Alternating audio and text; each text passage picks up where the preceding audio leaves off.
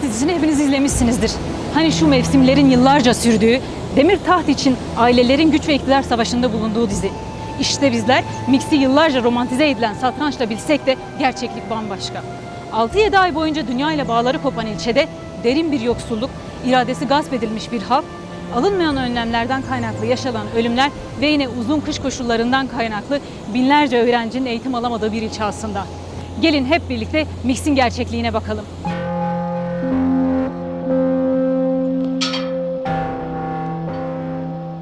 Sarp kayalıkları, yüksek dağları, derin vadileri ve çağlayan sularıyla Van'ın yeryüzü cenneti sayılan ilçesi Mix'te yoğun kar yağışı nedeniyle her yıl en az 6-7 ay yollar kapalı kalıyor.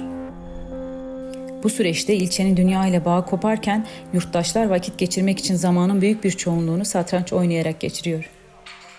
Kahvelerden evlere hemen herkesin satranç bildiği ilçe zamanla satrançla anılmaya başladı. Bu durum birçok haber ve belgesele de konu oldu. İlçede dönem dönem satranç şampiyonları çıksa da ekonomik koşullardan kaynaklı hiçbiri ulusal bir temsiliyete ulaşmadı. Bugün satranca eskisine oranla ilgi azalsa da hala birçok kahvede oynayan insana rastlamak mümkün. Zamanın durduğu uzun kış gecelerinde hala birçok kişi gününü Beytullah gibi satranç oynayarak geçiriyor. Ancak bu durum belgesellere konu edildiği gibi zevkli bir tercihten değil, zorunlu bir gerçeklikten kaynaklanıyor. Şimdi Mix deyince neden akla satranç geliyor? Şu şekilde, Bahçesaray'da kışın, Kasım, Aralık ayında buraya fazladan kar yağışı oluyor. Boşuna dememişler, 6 ay Van'a, 6 ay Allah'a bağlı bir ilçe. Kışın çok zor oluyor gerçekten, hastası olan oluyor. Bir aktivite yok mesela burada. Yaşlılar gelir, kahvede oturur. Küçükken ben de hep kışın okullar hep tatil olurdu. Gelirdim böyle kahveye. Yaşlı amcalar olur. Onları izlerdim. O şekilde vaka vaka biz de öğrendik. Yaşanan derin yoksulluk ve okulların uzun süre kapalı kalmasıyla öğrencilerin büyük bir çoğunluğu her yıl eğitimlerini yarıda bırakıyor. Son yıllarda çok fazla göç oldu buradan. Hele genç kesimler daha hiç burada kalmıyor. Çalışma imkanı yok burada. Hepsi ekmek parası için batıya doğru gidiyorlar.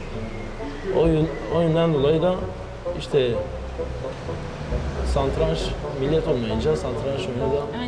Van'a yaklaşık 2 saat uzaklıkta olan ilçenin 19 köyü bulunurken yaşanan yoğun göçlerden kaynaklı 20 bine yakın olan nüfus zamanla 11 bine kadar düşmüş. Şimdi eskiden 17 bin, 18 bin, 20 bine kadar nüfus vardı. Şimdi düşmüş 10 bine. Biz burada esnafız. 70 tane köyümüz var, şeyimiz var ama hepsi gittiler. Şimdi İstanbul'da şimdi 4 bin evimiz var. Boğandevi'yle var. Her tarafa kaçmışlar gitmişler bu yolun yüzünde. چند ماه مثلا ریا ما قاپالیه انا خوشه مال خوی من خوشه کرکی من خوشه در دیگه هم نکارم بچندی و ها تعزیه که ما چید به هفت چید به هنده ملت ما هنده هفتی دو روزان مثلا هیچ هفته تمام دو روزان سه روزان دینا میکسی هر دری را چهره هفت دماغی هراجی هیا تو نبیو هنده جهانش دمرجو تو الله دماغی وان راجتن دشمن راجتن ama temşik yani çevreme herkesi ra haya yani tek miksir atınının. Birçok doğal güzelliğe ve tarihi mekana sahip ilçe, ceviz ve bal üretimiyle adından söz ettirse de kış koşullarından kaynaklı ekonomik tablo her geçen gün daha da ağırlaşıyor. 20 senedir mesela AK Parti iktidarlarındadır. 20 sene oldu, 25 sene oldu. Yapsalar 10 sene yapıp 5 sene yapmayacaktılar, yapmadılar. Yapılsa dahi kesin çözüm gibi yapılmıyor. Kesin çözüm olacak bir şey yapılmıyor. Hep geçici çözümler, geçici şeyler yapılıyor. Nedir? Başka bir dönem tekrar bozuluyor. Yani çok sürmeden bozuluyor. Bana göre ben biraz bilimsel araştırmalarım var kendim. Yani ben biliyorum. Nasıl yapılacağını biliyorum. Çok da zor bir şey değil yani. İstenilse yapılır yani. Burası Van'a da çok uzak değil yani. Demek ki birileri engel oluyor diye düşünüyorum. Yollar açısından güne hiçbir önlem alınamıyor. Çığ düşen yere kadar bir tünel yapılırsa ya da ta Bahçesaray'a kadar çünkü o kadar uzun bir mesafe değil. Burada hiçbir önlem alınamıyor. İlçenin bir diğer trajik sorunu ise yeterli önlemlerin alınmamasıyla yaşanan ölümler. Her yıl ilçe merkezi ve mezralarda en az bir kişi sulara kapılarak hayatını kaybediyor. Ya düşünün burada bir piknik alanı var. İnsanlar buraya korkarak geliyor hala da. Dışarıdaki insanlar burayı bilen bir kere gelen bir daha gelmek istemiyor. Niye? Çünkü sahipsiz. Çünkü yapılan hiçbir şey yok. Ya 2 tane çit çakıyorlar buraya, 2 tane sandalye, masa bırakıyorlar. Biz yaptık sanıyorlar ama hiçbir şey yapmamışlar.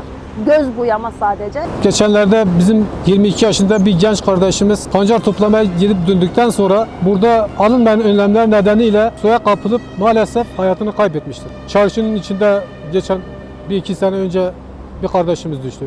Yıllardır aynı hadise, aynı mesele kapılan gidiyor, bir daha da kurtulan olmamış. Ölümlerin yaşandığı Mix çayı ilçenin tek içme su kaynağı. از بی تو مقام چیز میشنو که امروز چونه چی به او ایور برکب چه کیموسیو مجی هیا هم چه خواهی نشتی که چه مسئله هوا آده ها برجی گنجه که مکت آوی خود رحم خالی که خانقی اما تو بینه مال خواه ویجو بیابی خانقی نو مکسیدا عینی و عینی چما برداری مدت چه چرا سریع کی وی ملت تا داد که ملت تا دی مظلومک بنه نگارن درد خواب نجای کی نزدیک 20 مقدار مچونه روی دیسا خواباندن گریشاندن و ریگرن هاتن که هر 60 سال ده چه به یا 7 سال ده چه به حال بو که چه بجی ایرو شرکت وسان هنه دست بافته حتی 6 ماه دو تمام جید که لما خوابن کیفی معامله ها سر من نهیلی Bakayım böyle bu sene olacak yol bilmiyorum. Bizi kandırıyorlar olsa iyidir. İnşallah belki bu sene olur. Öyle diyorlar. Dünya ile bağının uzun süre kopmasından kaynaklı 9. gezegen olarak anılan ilçe yıllardır kaderine terk edilmiş durumda. Bununla birlikte dikkat çekici bir başka nokta ise devletin bir politikaya dönüştürdüğü koruculuk sisteminin çok yaygın olması. Bugün ilçenin en ağır sorunlarından biri de halk iradesi üzerinde oynanan taht oyunları. Yıllarca sağ partilerin yönetiminde olan ilçe, 2014'te BDP ve 2024'te DEM Parti'nin yönetimine geçti. Ancak kısa süre sonra bu yönetimlere kayyum atandı.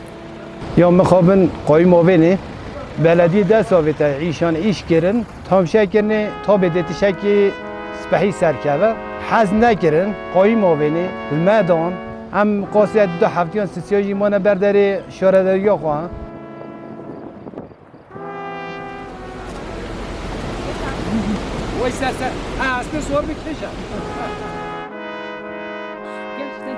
Kayyumların yanı sıra ilçede yüzyıllardır inşa edilen bir dağlık sistemi var. Mix ve çevresinde yaşayan köklü aileler inşa ettikleri sistem ile halkın iradesini ipotek etmiş durumda. Bu ailelerden biri de yıllarca ANAP'ta ardından AKP'de siyaset yürüten Orhan ailesi. Yolsuzluk ve istismar iddialarıyla dönem dönem gündeme gelen aile, son olarak AKP milletvekili olan Gülşen Orhan'ı eleştiren bir yurttaşa özür diletilen bir videonun paylaşılmasıyla yeniden gündeme geldi. Değerli Bahçesarayı, bakın Naci Urhan'ın, Gülşen Urhan'ın kaymakamın işine bakın. Bak, bak dağlarda kar yok. Karı getirmişler yolu üstüne doldurmuşlar, biz çocuklarımızı böyle getiriyoruz.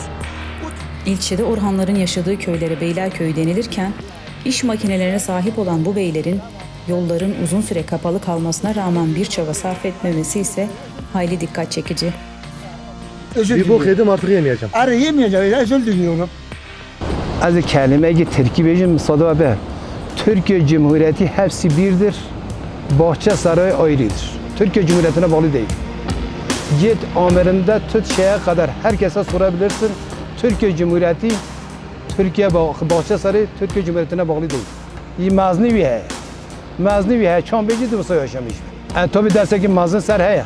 Yani evvel hatan ha he.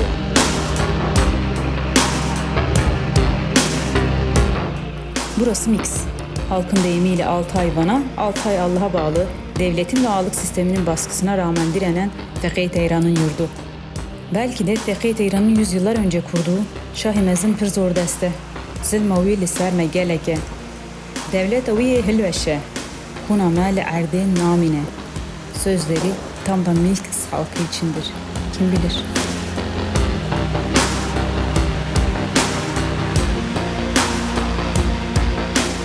ام بنا یک ایرادا مجی دست مده ها خود در ریجی وارد هر تشیجی ده خواشی جبی ده شورادریو مجی به همه تیجی وارد به والله هم نبنا یک هم توجی از دناکن هم لبولب از میش بیر حتی توجا خلاص